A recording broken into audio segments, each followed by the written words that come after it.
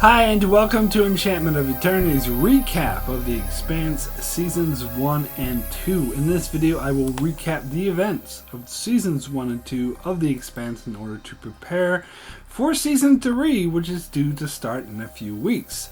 So for those of you who don't have time to rewatch Seasons 1 and 2 in their entirety, this video is here to get you back up to speed in all the major events that occurred in the first two seasons, so you're more prepared to follow Season 3. It should go without saying that this video will contain spoilers for the first two seasons of The Expanse, so if you haven't seen those seasons, you should watch those instead of watching this video. But if you have seen them, but it's been a while and you need a wee reminder before Season 3 starts, then this is the video for you. So the Expanse begins in the backdrop of a future where humans have colonized some of the solar system. Earth and Mars have become the two superpowers of the system that are currently locked in a Cold War, where colonies in the asteroid belt and outer planets are mostly impoverished and they feel are being abused by the inner planet superpowers. Those who live in the asteroid belt refer to themselves as Belters, and there's an organization seen by Earth and Mars as a terrorist group, but many in the belt see as their legitimate representative known as the Outer Planets Alliance, or OPA.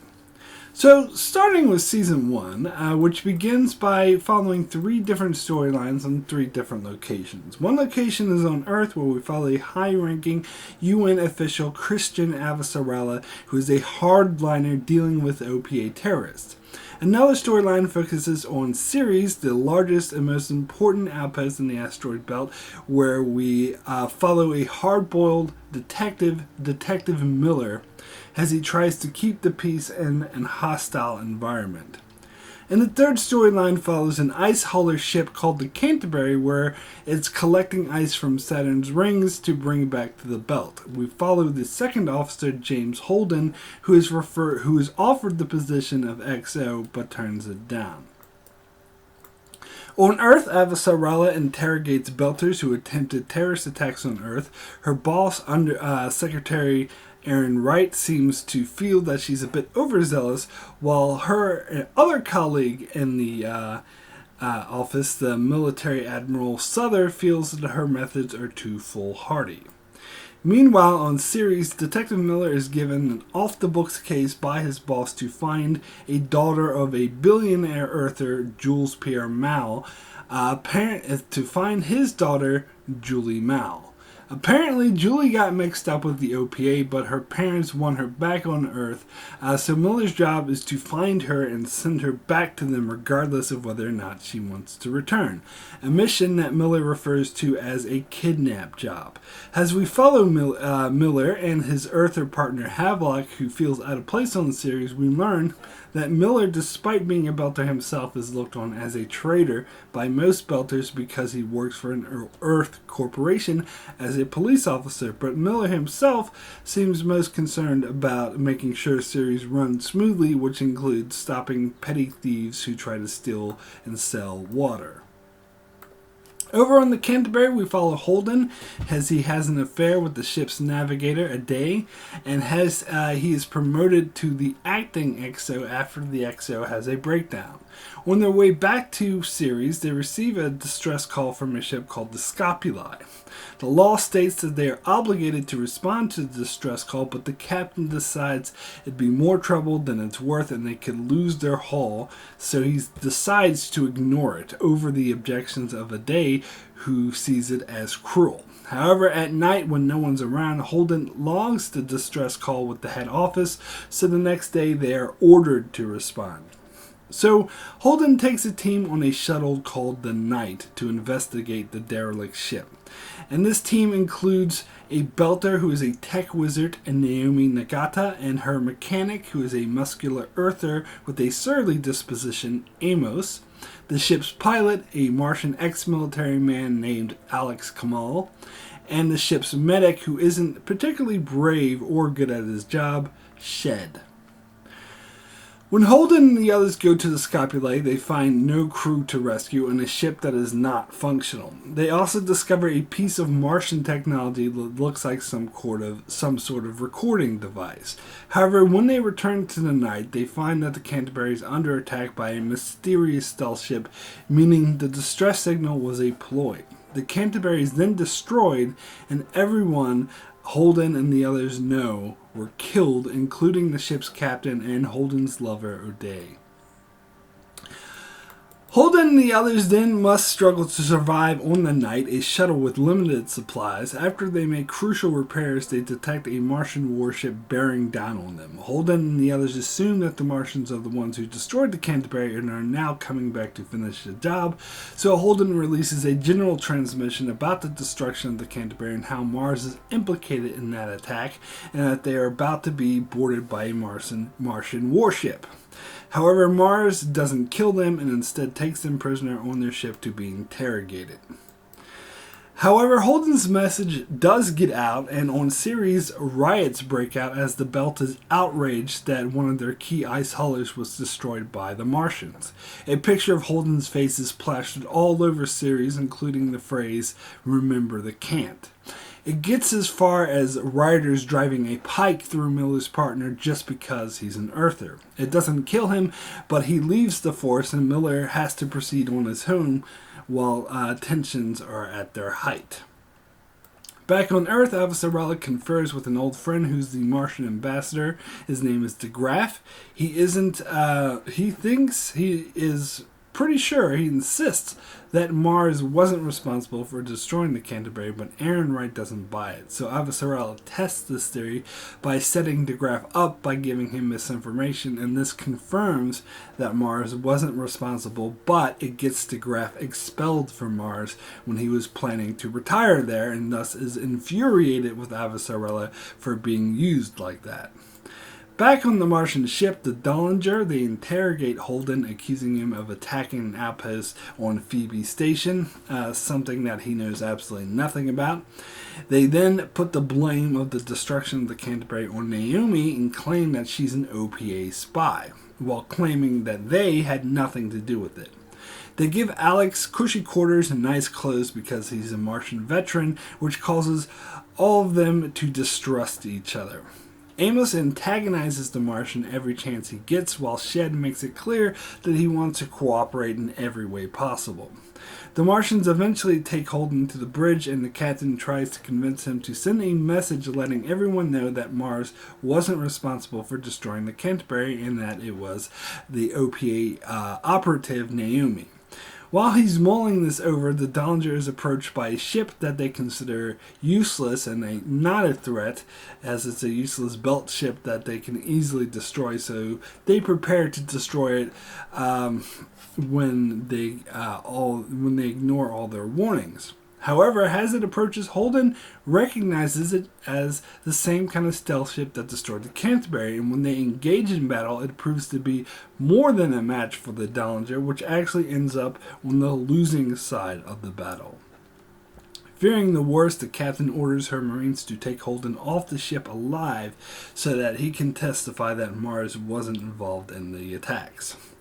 However, during the battle, a stray torpedo hits the room that the Canterbury survivors were in, which instantly kills Shed by taking his head clear off, as well as emptying the room of most of its air. So Alex volunteers to be knocked unconscious, so he uses less air. Meanwhile, Holden convinces the Marines to rescue the others, and they then try to make it to a smaller ship while fighting off hostile boarders. Many of the Marines die in the process until a Marine gets Holden, Amos, Naomi, and Alex to a small Martian warship, and they manage to get away before the Dollinger self-destructs, taking the stealth ship with it. The Martian Marine then dies, but not before unlocking the ship so that Holden and the others can use it. Back on Ceres, Miller has been investigating the missing girl, Julie Mal. He doesn't find her, but he learns a lot about her, about how she was a strong and independent woman who genuinely cared about the belt. She has enjoyed racing in a speed ship called the Razorback. Her father had demanded that she return to Earth, to the point of threatening to take the Razorback away from her, but she had stayed in the belt anyway. Miller essentially falls in love with her and becomes wrapped up in finding what happened to her, and in fact continues to investigate even after his boss orders him not to. He eventually figures out that she was sent on a mission by the OPA on a ship called the Scopuli. He ties her to Anderson Dawes, a leader in the OPA. Dawes approaches Miller and asks him to drop the investigation, and when he doesn't, Dawes captures and interrogates him. And when that interrogation is not forthcoming, he orders that Miller be thrown at an airlock. But Miller is saved at the last moment by his fellow cop and ex-lover, Muss. He then works with Muss on uncovering the Julie Mao case, which he now thinks is tied to something much bigger, as she was on the ship that was used as bait to destroy the Canterbury, which led them to the destruction of the Dollinger. Back with Holden, he and the other Canterbury survivors are now on the Martian warship, which they plan to use as their own. As they prepare the ship, they find that they need to give it a name, so Holden calls it the Rosinante. They are then contacted by a high-up OPA leader on Tycho Station named Fred Johnson, who offers them aid and safe harbor. Naomi in particular is very weary of Johnson, thinking that he will simply use them for his own purposes. In flashbacks, we learn that Fred Johnson was a high-ranking UN general who was responsible for destroying Anderson Station, a station full of civilians who had taken over the station in protest because their children were dying of lack of air. They tried to surrender, but the UN ordered Johnson to destroy the station anyway, killing hundreds of innocent men, women, and children. He has ever since been known as the Butcher of Anderson Station. Johnson apparently felt betrayed by the UN, as he was unaware that he was killing innocent civilians who were trying to surrender, so he defected to the OPA. Holden eventually decides to accept Johnson's offer of help and goes to Tycho Station. Once on Tycho, Johnson tries to commandeer the Rosinante, but Holden and the others are prepared and they stop him. Holden then agrees to go on a mission for Johnson, as Johnson needs a warship to investigate why one of his agents went missing. He knows the agent only by a code name, Lionel Polanski. Holden agrees to take the Rosinante to an asteroid near Saturn to investigate. Naomi, Amos, and Alex initially don't want to go with him and talk about getting off at Tycho, but eventually they board the Rosinante and agree to be Holden's crew on this mission. On Ceres, Miller continues to investigate Julie Mao, and he discovers hidden data clip of a recording from Phoebe Station suggesting a weapon of destructive power was discovered there, and that the station was attacked and its people killed in order to steal that weapon. And Julie went on the Scopuli to investigate, possibly recover this weapon for the belt, and that's when ships started exploding and the Canterbury and the Dollinger, which suggests a bigger conspiracy. However, when Miller goes to his boss with this information, she destroys his evidence and fires him. He realizes that she is on Dahl's payroll and that he is trying to cover this up to hide his own mistakes. Miller then is contacted by his old friend Simatimba, who is a cop on an asteroid station known as Eros. Simatimba reports that a shuttle from the ship that Miller is looking for has been on Eros, racking up dock fees. Miller then decides to leave to go to Eros in the hopes of finding Julie Mao. He says goodbye to Muss and then goes on his merry way. On Earth, Avasarala meets with her boss, Ehrenreich, who is convinced the belt is responsible for the destruction of the Dollinger and wants to prepare countermeasures. Avasarala has her doubts and meets with Holden's mother to find out more about the man, and she deduces that he is not the terrorist type and suggests meeting with him. However, Ehrenreich has learned that he's working with Fred Johnson, and so concludes that he's an OPA terrorist who destroyed the Canterbury himself and orders that Holden be killed. Avasarala learns that her longtime friend DeGraff is dead. It's stated that it was a suicide, but she doesn't believe this, so she searches his home to find indeed that Graff had uncovered some sensitive information and was killed for it. While on their way to the remote asteroid, Holden finds that they have a spy stowaway on the ship. This is in fact the spy that was working for the UN, but he claims to be harmless. Amos continually threatens to kill him, but Holden insists that he not be harmed, but keeps him at arm's length. When they arrive at the asteroid, they discover the stealth ship that destroyed the Canterbury. They board it to find it completely empty. They find a safe and they bring it aboard the Rosinante. However, when they arrive in the engine room, they find a bizarre alien substance wrapped around the engines, intermingled with body parts from the people it killed.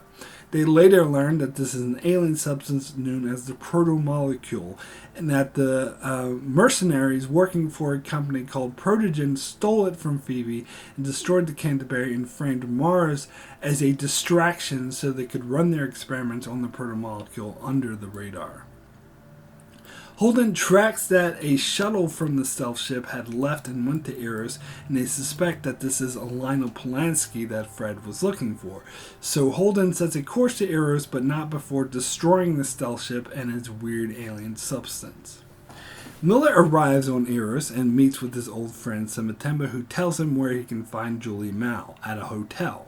Meanwhile, Holden and his crew arrive on Eros, and a spy leads them to the hotel. However, the spy also alerts the UN attack team of where they can find Holden. So when they arrive at the lobby of the hotel, Holden finds that there is indeed a person named Lionel Polanski checked in at the hotel, and he finds out what room that they're in. But before they can go up to investigate, they are surrounded and attacked by the UN attack team. They manage to hide and evade them, but are locked in a shootout. Miller then shows up and takes care of the remaining goons, thus saving Holden and his team. They then go up to the room together to find Julie Mao, who is also Lionel Polanski, dead on the floor as she's infected by the proto-molecule. In flashbacks, we get Julie Mao's backstory on how she was sent on a mission with the OPA to uncover whatever her father was up to, as he owns Protogen and was running the experiments. But they are attacked by the stealth ship and taken prisoner. Julie is kept separate from the others, no doubt after the mercenaries learn that she's the daughter of the man that they work for. However, while Julie is in prison, the crew is killed off by the proto-molecule, which gets loose on the ship. She eventually breaks out of her cell to find the crew dead by the monstrous proto-molecule and finds a shuttle and prepares to fly to the closest station, which is Eros. Once there, she realizes that she's infected by the proto-molecule, so goes to the hotel to get off the streets. Once there, she contacts Dolls for help, but is ignored, and then she slowly succumbs to her infection. Back in the present, Miller, Holden, and the others exchange information to tell each other what they know, but then agree that the best thing for them to do is to get off the station. When the alarms suddenly go off as a ship exploded in the docks and Eros gets put on lockdown. Suddenly, there are a bunch of goons herding everyone into shelters. They try to evade the goons and make it back to the ship, but Miller spots the man who seems to be in charge of this experiment, whose name is Dresden. Miller tries to kill him, but Holden goes after him and stops him. Holden and Miller then get cornered by goons and have to overtake them. They then investigate what is going on to see where the civilians are being herded to, and in doing so receive a lethal dose of radiation, as they find that the civilians are being radiated so they can be used in experiments involving the proto-molecule, as it's attracted to radiation. They then deduce that Eros is being used as a petri dish by Protogen to run experiments on the protomolecule at the expense of hundreds of thousands of lives. Meanwhile, Naomi, Alex, and Amos try to make it back to their ship as goons start gunning down civilians. They run into Samatemba, Miller's cop friend, and he offers to help them get back to their ship and clear it from lockdown if they give him a ride. On the way, they encounter other civilians who want a lift off of the station as they make their way through a maze of service tunnels. They eventually arrive at their ship, but Simatemba wants to leave immediately, while Naomi wants to wait for Miller and Holden. Simatemba pulls a gun on Naomi and orders her to leave, but Amos kills Simatemba for threatening her and says that they'll wait. Meanwhile, Miller and Holden, while dying from radiation, have to dodge goons and people that are overrun by the protomolecule as it continues to kill the station. Holden runs into the spy that had betrayed him, and he asks for help, but Holden points a gun at him and leaves him on the station to die. Miller and Holden eventually start a fight between the Protogen mercenaries and the goons in order to use it as a diversion to slip by them, and they finally make it to the Rosinante just as they are at death's door. Amos brings them back to Rosinate's sickbay, where their lives are saved by the state-of-the-art medical equipment. On Earth, Avasarala decrypts the information she got from de Graaf's home that indicates the stealth ships that destroyed the Dollinger and the Canterbury were built by Earth. Around the same time, Fred Johnson makes an announcement of the same thing, that the stealth ships were built by Earth, as he discovered this in a hidden data clip that he found on the dead Martian from the Dollinger.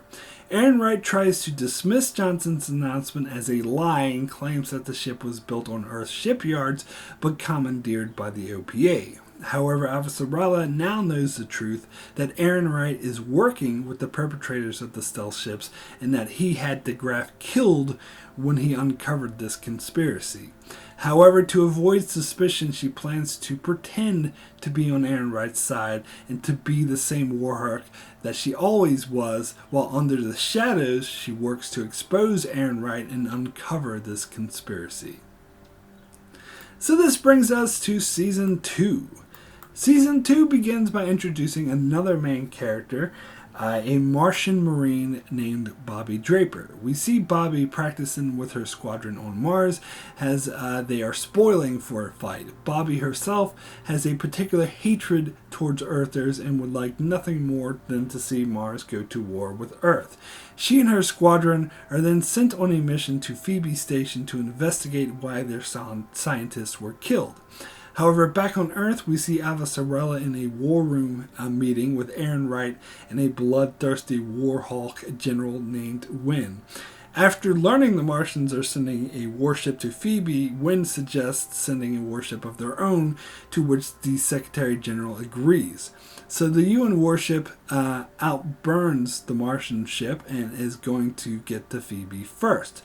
So just as Bobby Draper prepares for her team to initiate a ground assault, the Martians instead decide to destroy the entire moon of Phoebe.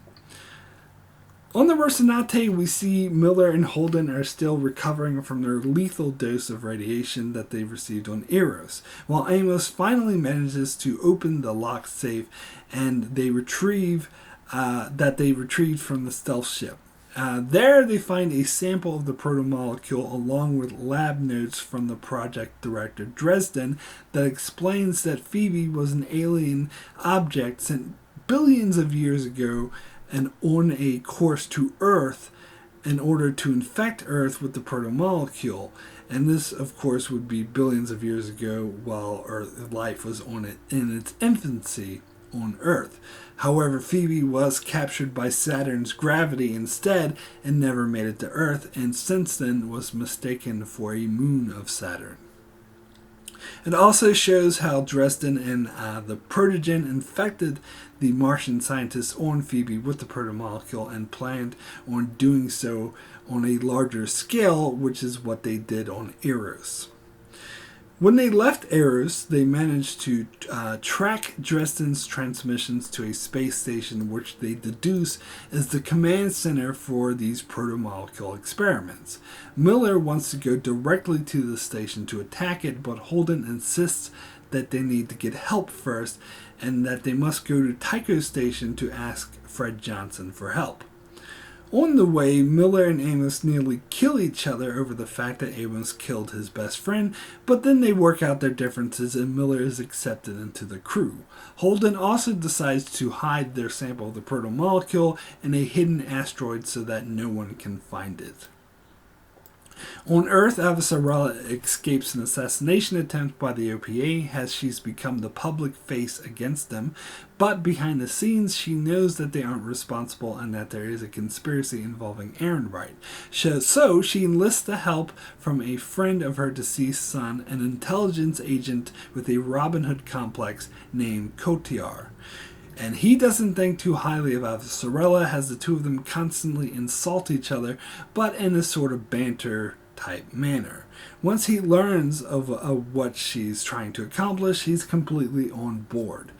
In the war room meeting, Wynn pushes for a violent response to the destruction of Phoebe, fearing an overzealous attack that could start a war. Avasarala then suggests to Ehrenreich that they destroy Mars's moon Deimos as a response, because there would be minimal casualties as the moon is mostly unmanned.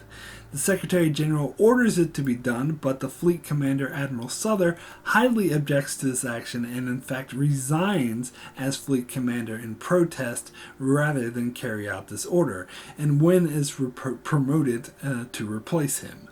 In private, Avasarala approaches Souther and tries to convince him that resigning was a mistake because he could do more good in a position of power, and tries to convince them that they're on the same side. But Souther can't see past the Warhawk facade that she has and calls her the worst person that he's ever known. Avasarala then asks him about Fred Johnson, and Souther informs her that he's a good man, at which point she decides to contact him asking for help. Meanwhile, the Rocinante arrives at Tycho, and they meet with Fred Johnson and his lieutenant, a belter named Drummer, who is a hardliner OPA belter who is loyal to Fred Johnson. Johnson is furious as to why he hadn't heard from him, but Holden and Miller explain that they were on Eros and that they found his agent who was infected by the protomolecule, and they explain to him what the protomolecule is. They ask for Johnson's help in taking on the Protogen station, and he agrees. He then gathers up the leaders of the other OPA factions and asks them to send their best men for the assault. When one of the faction leaders challenges him and tries to undermine Johnson and use this resources to attack Earth instead, Johnson tosses this man out an airlock, showing how serious he is. Miller decides that he's going to join the OPA ground team assaulting the station, while Holden and the Rocinante attack the station. They initiate the attack and are greeted by a stealth ship, whom through some fancy maneuvering by Alex they manage to destroy, and then Miller leads the attack team on the station to find most of the resistance armed with non-lethal weapons. They find a group of scientists that all act insane, and the OPA men go a bit gung-ho and kill most of them, but Miller manages to save one of them so he can be taken prisoner and interrogated. Miller then finds the head of the project, Dresden, and begins to question him, and then Fred Johnson and Holden join them. Dresden tries to convince Johnson to let him continue his work, but under him instead, because Dresden doesn't care who's in charge as long as the work continues. Whenever Holden brings up the loss of life on Eros, Dresden dismisses it as a rounding error and states that the most important thing is the protomolecule, which could mean a brighter future for all of humanity. Johnson eventually agrees to Dresden's terms, but before they can finalize the deal, Miller shoots him dead. Back on Earth, Avasarala receives a response from Fred Johnson, who gives her the location of the stealth ship, which ties these attacks directly to Protogen and Jules Pierre Mal, Julie's father. The billionaire who is behind this whole project. She then has the ship pushed out into a public shipping lane so it will be found and that everyone will know that he's connected. Avasarala and Ehrenreich then meet with Mal, where he claims ignorance, but she threatens him. Afterward, Avasarala demands complete cooperation, otherwise she will rain holy hellfire down on his entire family as she viciously freezes and attacks his assets.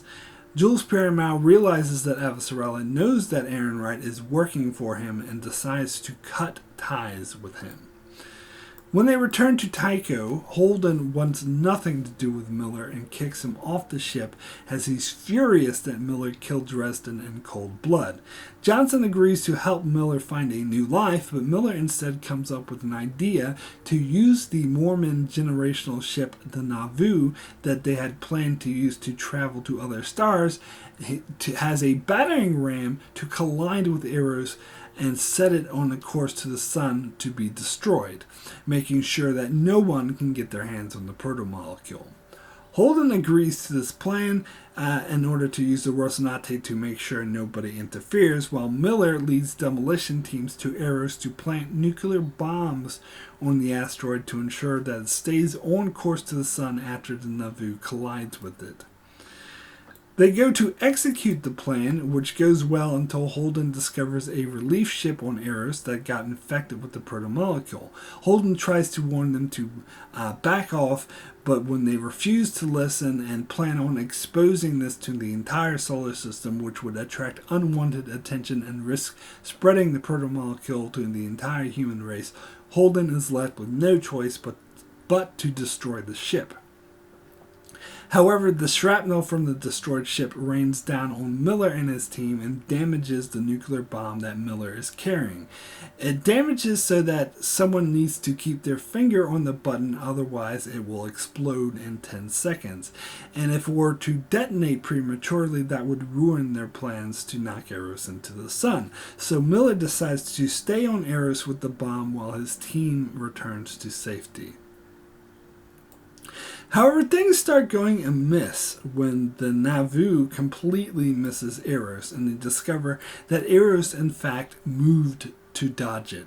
Eros then begins moving at accelerated speeds toward Earth, to which it is on a collision course with, which would kill everyone on Earth and infect those who didn't die with the protomolecule.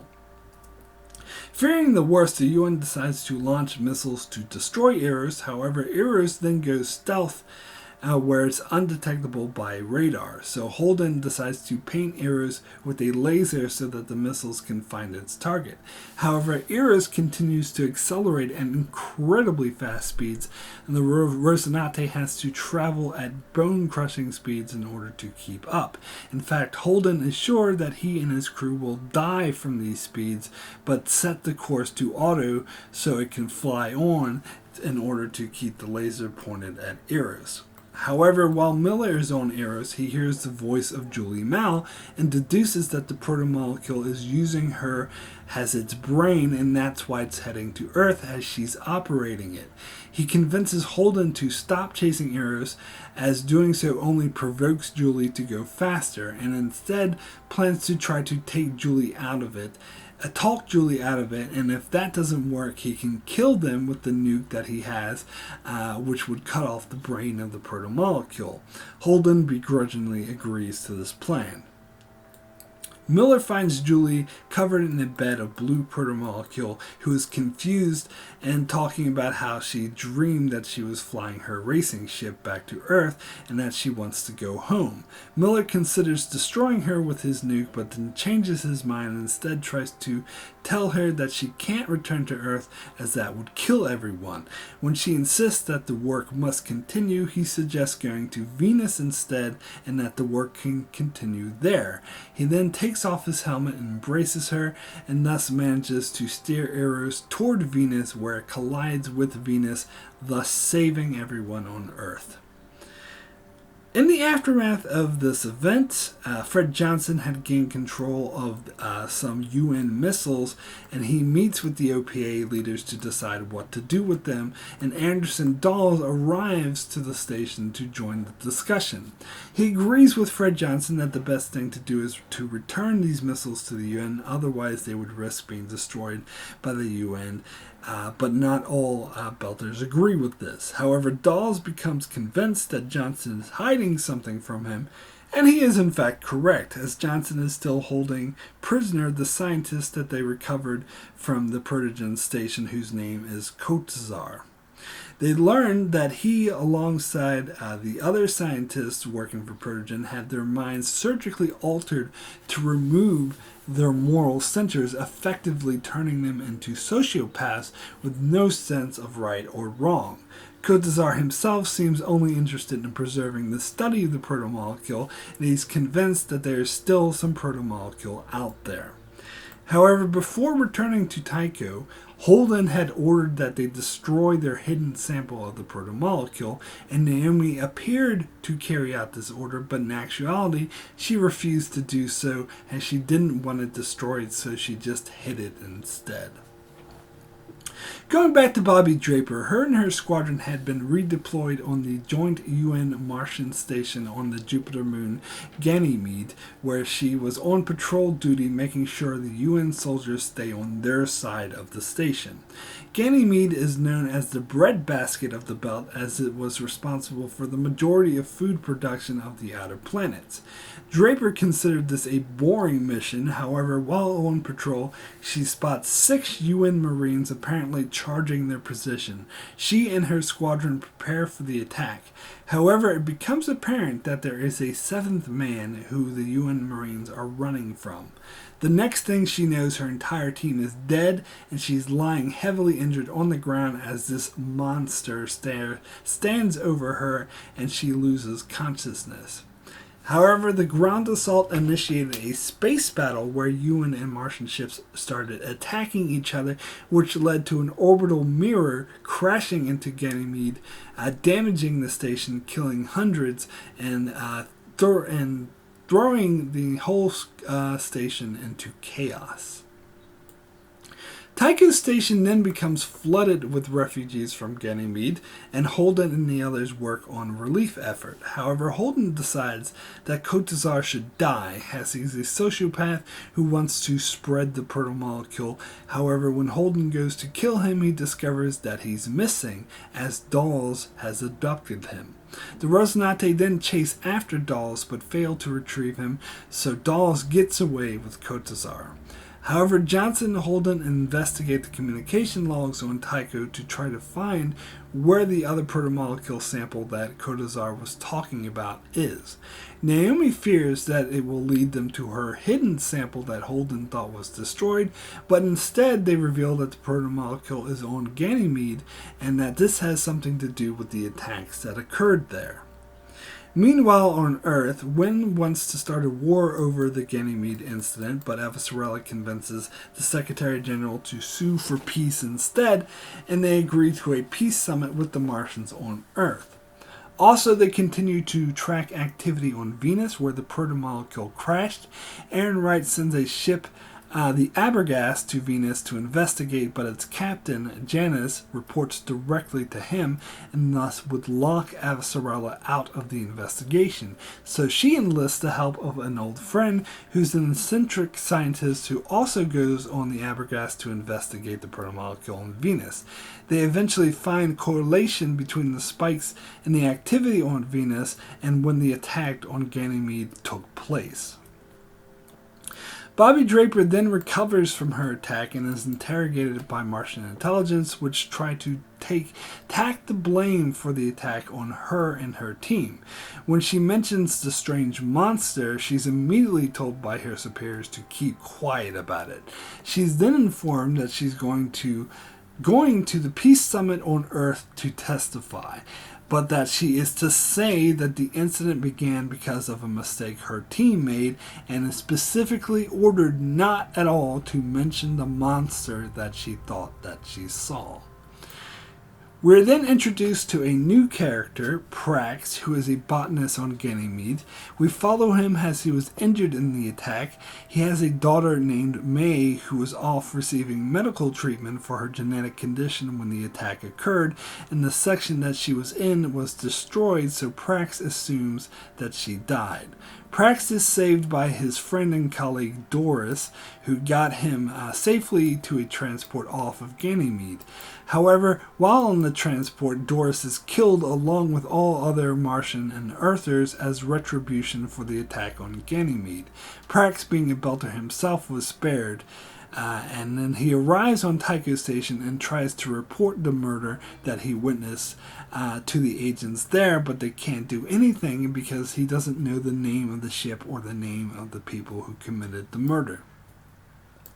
Holden then investigates Ganymede and who could have any connection with protogen or the protomolecule, and finds the name Dr. Strickland, and they can't track down what happened to him. But he finds a photo of Strickland with a man who is currently on Tycho, Prax. So Holden and Naomi follow Prax, and Prax runs from them as he thinks that they want to silence him for talking about the atrocities that he witnessed. But they instead question him about Dr. Strickland, whom Prax knows simply as May's pediatrician. However, Holden knows that Strickland has too much education and scientific credentials to be a mere pediatrician, so suspects he is still alive and using Prax's daughter in some way. So Prax demands to go with Holden back to Ganymede and agrees to be their guide. However, while this is happening, one of the OPA faction leaders, disheartened by Dahl's personal attacks on Johnson, decides to stage a coup and takes over the command center of Tycho Station, demanding that Fred Johnson give him the missiles so he can use them to attack Earth, and he doesn't care if that means that Tycho will be destroyed in response. Johnson refuses him, so he shoots his second-in-command, Drummer, and threatens to kill her unless he gets the missiles. However, Amos and Alex learn of this, and they get Holden's help to storm the command center and take back control. Pretending to be wounded, Drummer leans on Alex, but then steals his gun in order to kill the leaders of this attack. Holden then informs Johnson that he's going to Ganymede to wipe out any remaining traces of the protomolecule, which Johnson isn't happy about and warns him that if he goes, Johnson will no longer help him. But Holden doesn't think Johnson will be around much longer, so they leave on bad terms. On Earth, the peace summit begins with Avasarala, Aaron Wright, and Wynn negotiating with their Martian counterparts led by a politician named Korshunov. Bobby Draper then gives her testimony at this hearing where she tells the prepared story that she was given. The Martians then put the blame squarely on a trusted member of her team who was Earthborn. This infuriates Draper as she knows that this is a lie and that he was in fact a good Martian soldier. And although she says nothing at the meeting, Avasarala is good at reading people and thus can tell that Draper is just saying what they want her to say. So Avasarala insists on bringing Draper back so that she can question her, and has Korshunov tries to interrupt Avasarala, she becomes more insistent and tells him to shut the fuck up. She eventually presses Draper enough to get her to admit that there was another man without a vac suit there, and she immediately knows that something is up. Holden, Naomi, Amos, and Prax arrive at Ganymede, but because of the military blockade, they can't take the Rocinante there, so instead they board a relief vessel, the Weeping Somnambulist, to get there, to which the ship's pilots are not at all happy about. While Alex hides the Rocinante behind a little-known moon of Jupiter. Once they arrive on Ganymede, thugs board the Somnambulist and threaten to steal all of the relief supplies and possibly kill the pilots, so Holden and Amos intercede and kill the thugs, but in doing so, one of the pilots is killed, who was the husband of the other pilot, who is furious at them and kicks them off her ship. Amos and Prax search Ganymede and find one of Prax's colleagues who tells them about a man who can find people. He's a thug who scams people for chicken, but he does have access to the security feeds of Ganymede. So Holden and the others approach the man, but when he demands payment, Amos proceeds to beat him senseless, and Holden lets him do it. He then agrees to help and finds footage to suggest that Strickland did indeed take May away to an abandoned part of the station before the attack occurred, meaning that they are still alive and that Strickland had foreknowledge of the attack. They then go to this abandoned section of the station, guns at the ready, to find a group of scientists who refuse to cooperate. But then Prax sees his daughter's backpack and starts waving his gun around and yelling, which starts a firefight. Most of the goons are killed, but a few get away and Amos is shot. They then discover evidence that the children were being transformed into these protomolecule monsters in twisted experiments. Someone in an adjacent room then throws a grenade at them, but Amos catches it and throws it right back at them. In the other room, noises of the disaster can be heard as the explosion apparently unleashed a protomolecule monster that started killing people. They then go into the room to find everyone dead and a protomolecule monster on the loose. Alex then shows up in the airlock as he brought the Rosinante there because he saw that the Martians were trying to evacuate these scientists along with the protomolecule technology. Holden then decides to hunt down the monster rather than let it escape, but Naomi elects not to go with him and instead goes back to the Somnambulous to try to save as many refugees as possible, and Amos goes with her. On Earth, Bobby Draper gets dressed down by her superiors and told that she's being stripped of her commission, but she just wants to see the ocean, so she escapes her confines of the Martian embassy and makes her way to the ocean, where Avasarala finds her and shows her data on the protomolecule monster that attacked her team, saying that it was a demonstration of a new weapon that the Martians bought and that Korshunov is trying to hide, and she asks for Bobby's help. Bobby at first doesn't believe her, but after returning to the compound and seeing the reaction of her direct superior, Captain Martins, whom she realizes is a liar. So she then attacks Martins and demands to know the truth. He insists that she'll be thrown in prison for this, but she continues to beat him down, so he confesses that the attack was part of a weapons demonstration of a weapon that Mars is acquiring, which is why they're covering it up. Draper then takes the pad with the data and runs for the embassy and demands asylum. With this new data, Avasarala now has the weapons she needs to take Jules Pierre Mal down, as well as exposing Aaron Wright's part in these experiments. Aaron Wright confesses to his part in it and offers to help Avasarala take Mal down. However, eventually she must inform him that he will have to answer for his part in Earth almost being destroyed, and that it will have direct consequences for him. Meanwhile, Mal demands a meeting in space with Avasarala to negotiate an end to this. She agrees to this, but takes Bobby Draper and Cotillard with her for protection.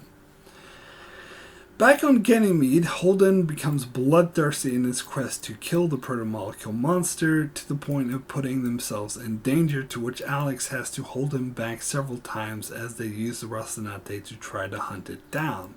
Meanwhile, Naomi returns to the Somnambulous and convinces its captain that she's the best person to repair the ship, which she does, but while doing so, a large crowd gathers outside the ship wanting passage. The ship only has enough air for 52 people, but there's much more than that wanting to get in. The crowds riot, and so the captain thinks it's too dangerous to let anyone on board out of fear of her ship being overrun. But Naomi charges out anyway and convinces a big man to help her keep everyone in line so that they can save 52 people, including all of the children. He manages to maintain order and they save the refugees, but he stays behind so that Naomi may live.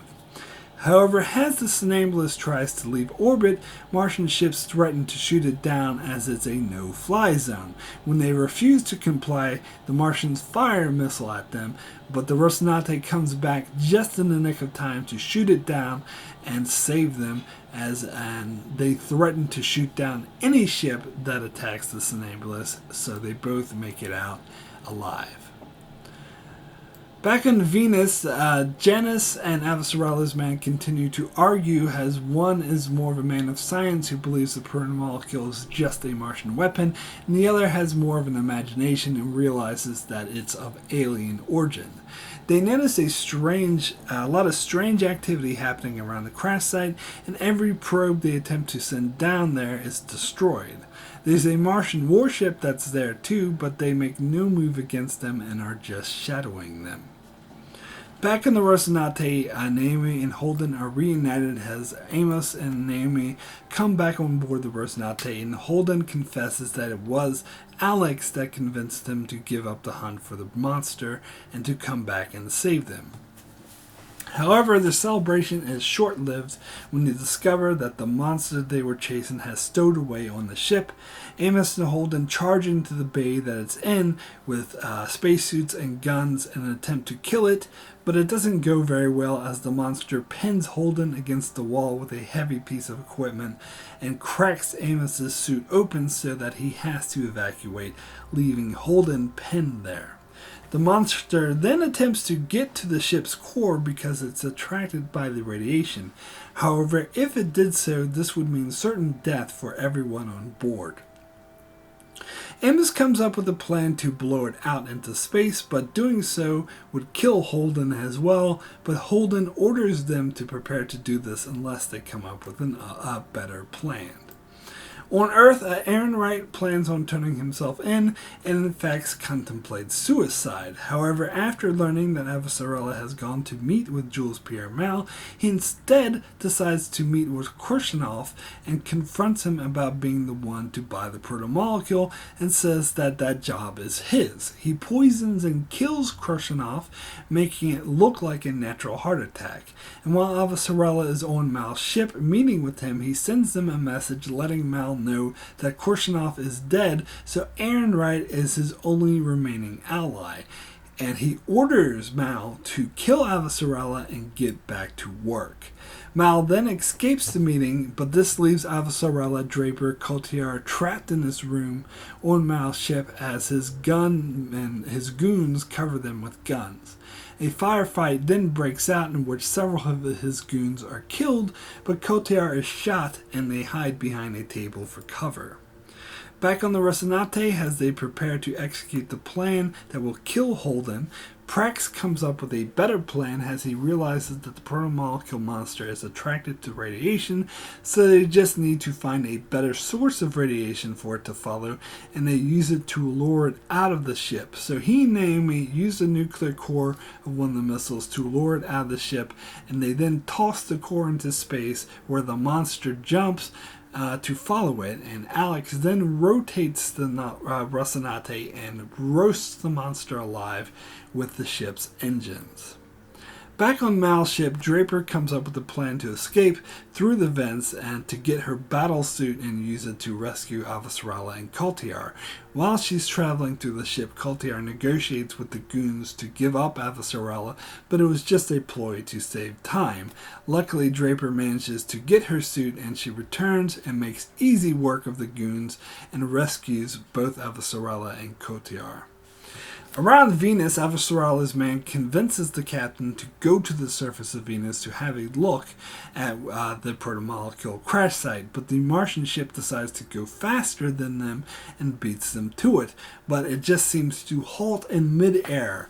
And as the Abergast gets closer to the crash site, everything flashes with bright lights, and then they are surrounded by the blue glow of the protomolecule, and then the entire ship perfectly comes apart as if mechanically deconstructed, and the crew just float there in space. While on the Rocinante, Holden is recovering from his attack. Naomi reveals to him that she didn't destroy their sample of the protomolecule, and that while she was on the Somnambulist and thought she was going to die, she sent a message to Fred Johnson and told him where he can find it, and thus now Fred Johnson has the protomolecule. We then cut to a shot of Dr. Strickland in a hidden fortress putting May into hibernation, and hibernation chamber and storing her, proving that she is in fact still alive. So that's where we're at for Season 3. Avasarala and Draper are still on Jules Pierre Mal's ship in space while Cotillard is shot and injured.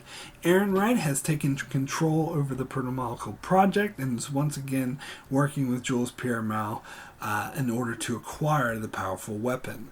While the Rosinante is out in space, where Holden is not pleased with Naomi for having given the protomolecule to Fred Johnson, who had outcast Holden but may now look differently on them after Naomi gave him the protomolecule, which may allow him to hold on to his power.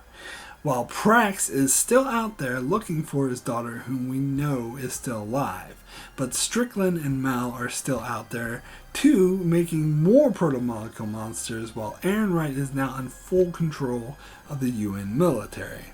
And also, there's this looming mystery of the protomolecule on Venus and what exactly is it up to.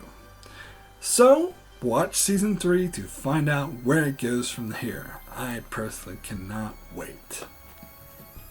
Thank you so much for watching. I will be covering Season 3 of The Expanse extensively, including weekly episode reviews as well as weekly live streams for each and every episode, which sometimes may feature special guest YouTubers like Josh from Geeksiders, Akintanko, and perhaps more. I'll also cover many other shows on my channel, including shows like Game of Thrones, Star Trek, Babylon 5, and more, so be sure to subscribe so you can keep up with all of that. And thanks a lot for watching.